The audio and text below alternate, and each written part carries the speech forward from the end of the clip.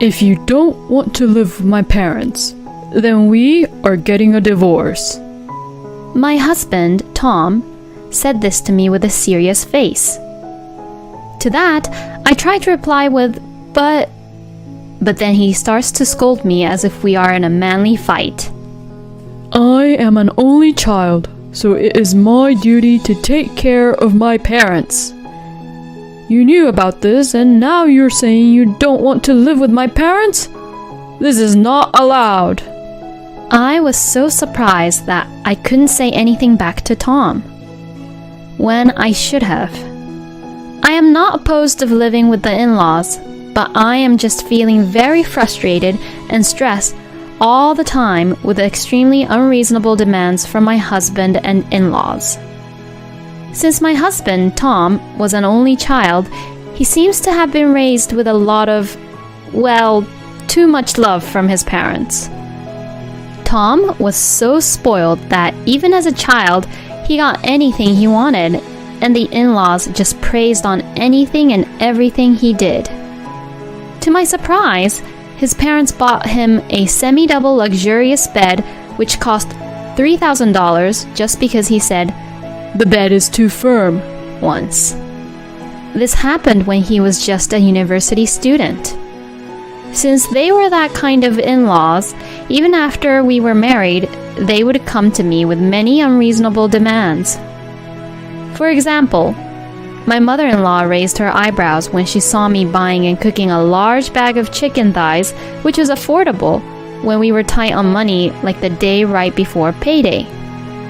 Stella, recently Tom has been complaining that your cooking is not yummy and not satisfying because you only cook chicken thighs.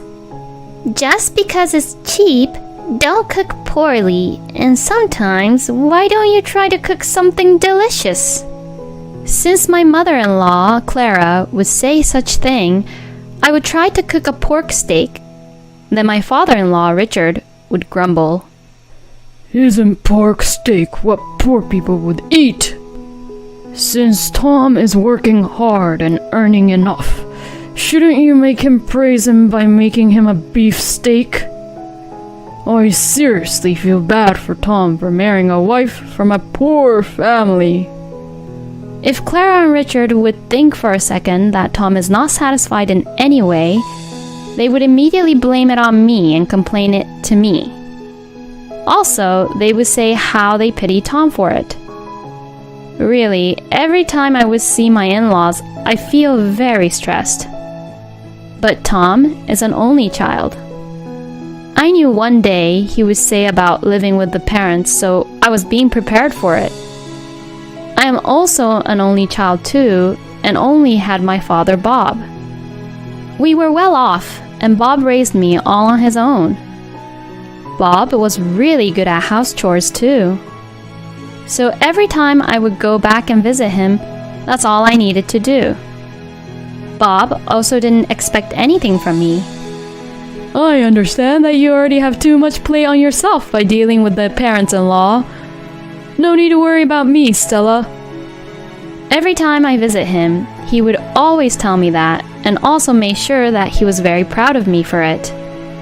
Perhaps it was because of those words from my father, I was able to withstand the unreasonable demands from Clara and Richard.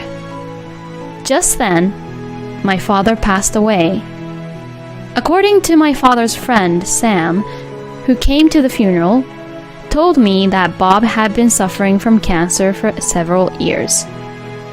He probably kept it a secret from me to not be a burden on me. He did not show any sign of cancer, nor even a hint of illness to me. My father, who spent many years as a single parent, never revealed his illness to me until the very end, just because he loved and cared and didn't want to be any burden to me. To think about my father, I couldn't stop crying. Your father was too young to die, Stella. Clara and Richard, who came to the funeral, greeted me. Us too. We never know if we will become sick and be hospitalized. I am too horrified to think about dying alone, not even seeing my child next to me when I am dying. Yes, after all, if you are the child, you have to take care of your old parents. We are getting old too, you know. Instead of grieving for my father, nor caring for my feelings, Clara and Richard implied that I was the filial daughter and that they pity my father, and above all, she pressured me to take care of them as Tom's wife. Since what they were saying to me was so rude, I was about to say something back, but then I saw my father's smile in the portrait. It's okay. Don't worry about me. You are doing a good job, Stella. My father's words and his kind smile came back to my mind, and I managed to swallow the words that were almost coming out. It was near the end of the funeral that I discovered that my father's estate included a large tract of land in New York. Sam, who had kept the will, handed it to me. Such a big land, and is one of the nicest places in New York. It will be a waste if you don't use it wisely. Back at home, I was reading the will when Tom snatched it up from me, and after he read it, he spoke to me with excitement. Hey, what do you think about building a 2-family house here and living in with my parents? Don't you think it's a great idea? 2-family house? I was too shocked. I just repeated the words. Why is my husband deciding on how to use the land I inherited to suit him and his parents? It's too early to make a decision about it. Let me contemplate about it. What are you saying? There's no need to contemplate about it. For this kind of things, you should make fast decisions. Besides, I have been thinking about how to live with my parents for a long time now. Then came with this inheritance of a land. Perfect! I bet God is telling us to build a 2-family house on this land. Don't you think so? I don't think so at all. There wouldn't be a God who would suggest such thing. I took a very deep breath and told him, Wait, since I am the one who inherited this land from my father, let me contemplate on how to use this land. Wife's things belong to her husband's also. Tom yelled back at me. Besides, you have been living off my income, and when you inherit a land, you're saying it only belongs to you, and you alone. Isn't that too convenient? If you are saying such things, then stop using my money. I didn't say it belonged to me and only belonged to me. Since I am the one who inherited it, I have my say in how to use this land, and I wanted you to hear me out about it. If you have a better idea than mine, I'm all ears. Tom crossed his arms and glared at me as if to say something. I can't think of any because it's too sudden. See, I knew it. There isn't any better idea. Wait, let me do my researches and let me choose the best way to use this land. We don't have that kind of time to contemplate on it. Tom turned his back to me. At this time, I couldn't talk to him any further. After this conversation about the inheritance of the land, I tried several times to discuss about it, but Tom would not listen to me at all. The only thing he would say back to me is, "We're building a 2-family house." Sam, whom I spoke to briefly at the funeral, called me to check on me several times because he was concerned about me.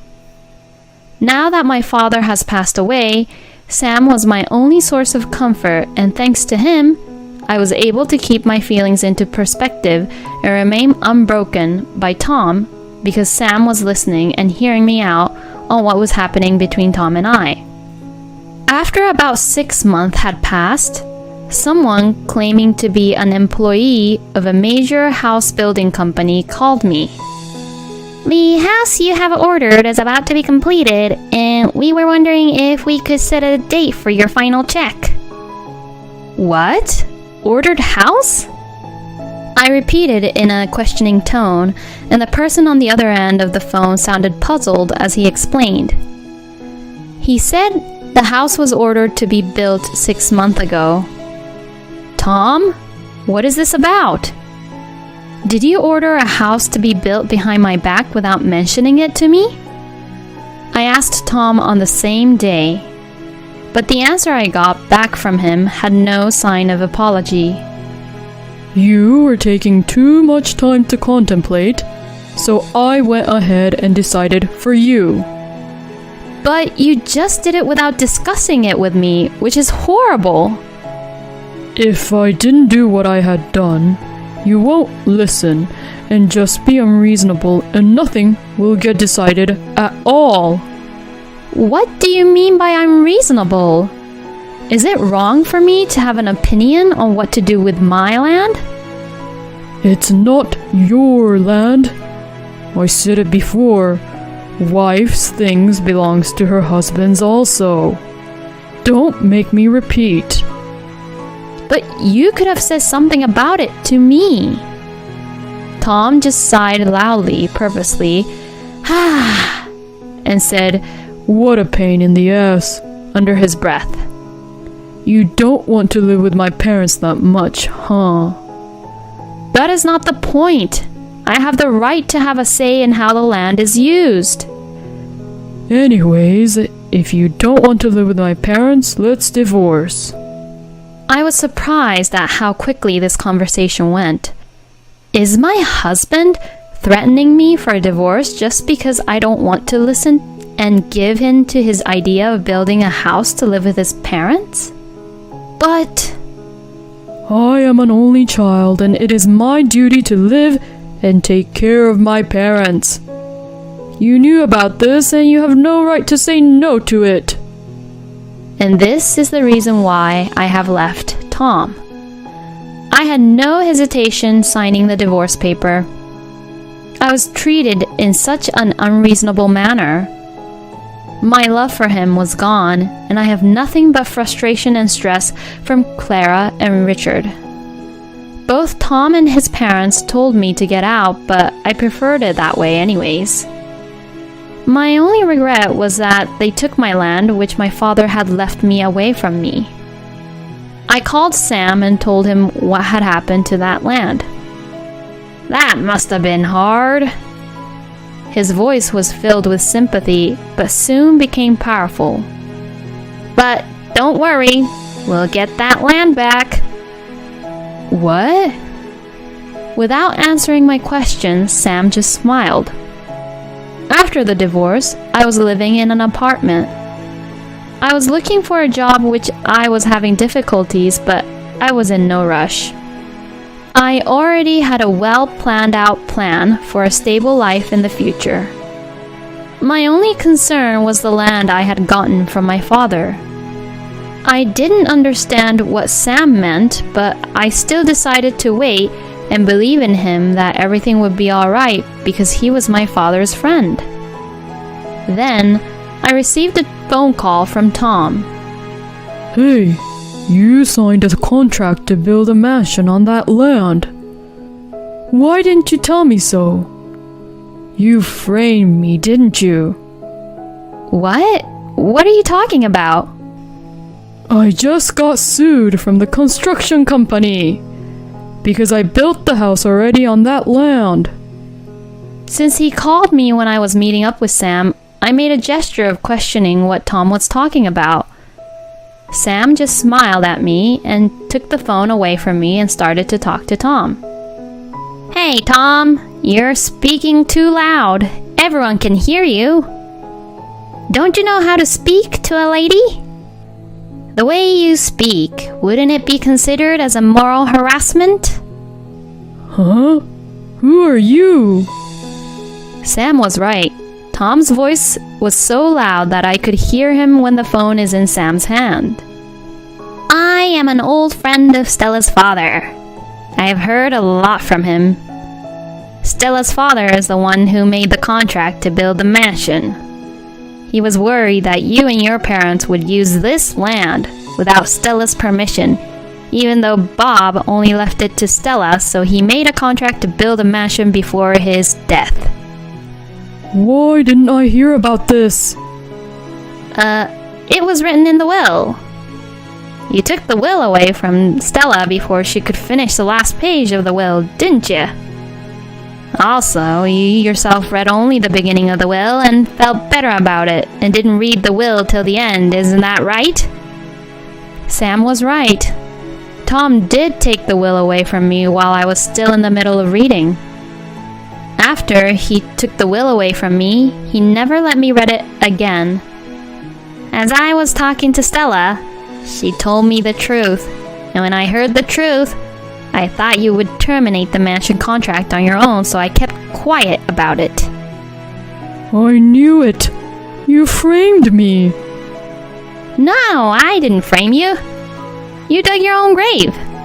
I did not do anything. I could just imagine Tom's teeth chattering on the other end of the phone, and I felt great about it.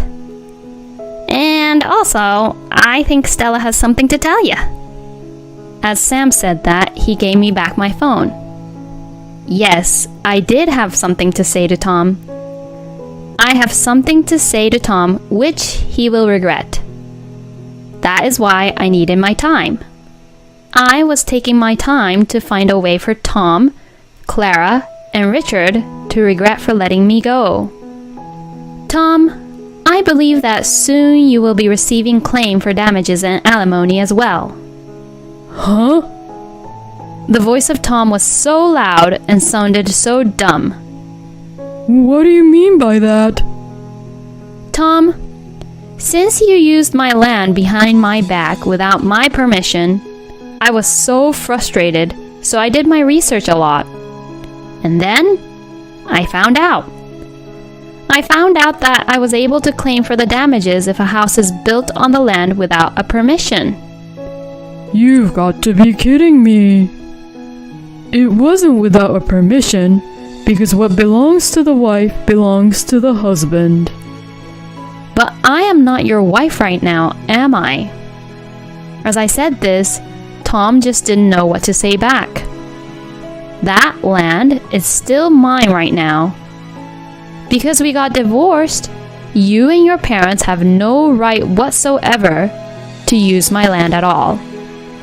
But when I built the house, it was while we were married. Yes, behind my back, without my permission. Without my permission, you have built the house on my land, and because I was opposed to it, you just kicked me out of the house and divorced me. Again, Tom was silent. So I continued. Oh yeah, by the way, all the conversations we had about the house and land is recorded. The fact that you started saying that you will build a two-family house on my land, even though I wanted to have some say in it, and that without my permission, you have started to build a house, and every time I would say something about it, you would just harass and scold me about it. But this is all recorded. I talked and submitted this recording to my lawyer. This is for the alimony. I heard Tom say damn on the other end of the phone. Then without any more saying, he just hanged up. Wow, he just hanged up. I had more to say. As I said that, Sam laughed. Haha, you had more to say? Stella, you go, girl. I know, right? Sam, you're pretty mean too. You didn't tell me about the mansion. I could have told it to you, but I didn't know if you would be like this to Tom. I am proud of you. Sam looked so happy. I smiled. Thank you. Then, it didn't take long before Tom called again. But this time, he didn't call with thuggish attitude like before. He was so upset that he really sounded like he was about to start crying. Stella, I am sorry. I am truly sorry. You're the only one for me, and I still love you. So let's get married again. I can't believe you now. After all you put me through? I know, I'm sorry. I'm very sorry. I'll apologize as many times as I have to. No way.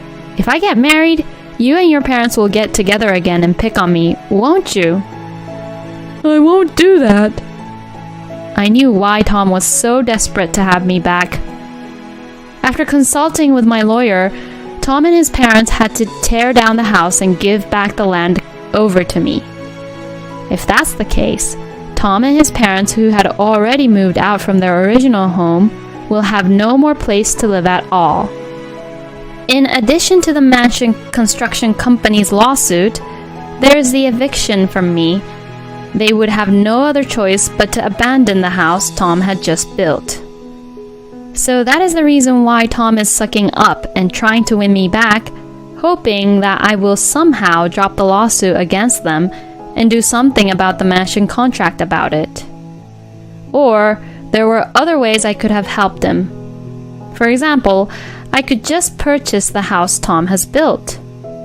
If I buy the house from Tom, of course, it wouldn't be the full price Tom has paid, but at least Tom and his parents will get some amount of money.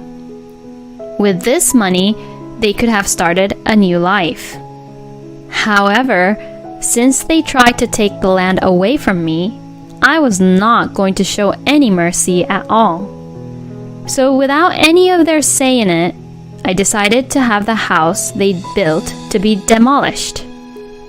After Tom and Clara called, then Richard called. We are old and we don't have much more time. At my age, I can't imagine being onto the streets. I will apologize if I've given you such hard times. So can we have another chance? But I completely refused to comply with their demands. In the end, Clara hysterically cursed me, "You devil," but this was nothing more to me than a howling of a loser. I replied, "Whatever." After that, the demolishing of the house was completed and the land was given back to me. As scheduled, the mansion was built on my land. There are many tenants and I have a very steady income. In addition to that, I am receiving compensation from Tom and his parents. I'm getting transferred a reasonable amount of money every month. As for Tom and his parents, they have moved into a very cheap apartment and is managing to get by. They are in quadruple payment disaster. The damage compensation and alimony to me, the loan of the house which was demolished, and the damage to the mansion construction company. Not being able to pay his bills by his income now, Tom is working a second job. Clara started a part-time job, and Richard is working by cleaning restrooms of a shopping mall. Since Tom, Clara, and Richard have a tight bond, I hope they will continue to cooperate and work together to pay me and the construction company off. I will also keep on checking on them to make sure the payment will not be delayed. I won't lend a hand to them for sure, though.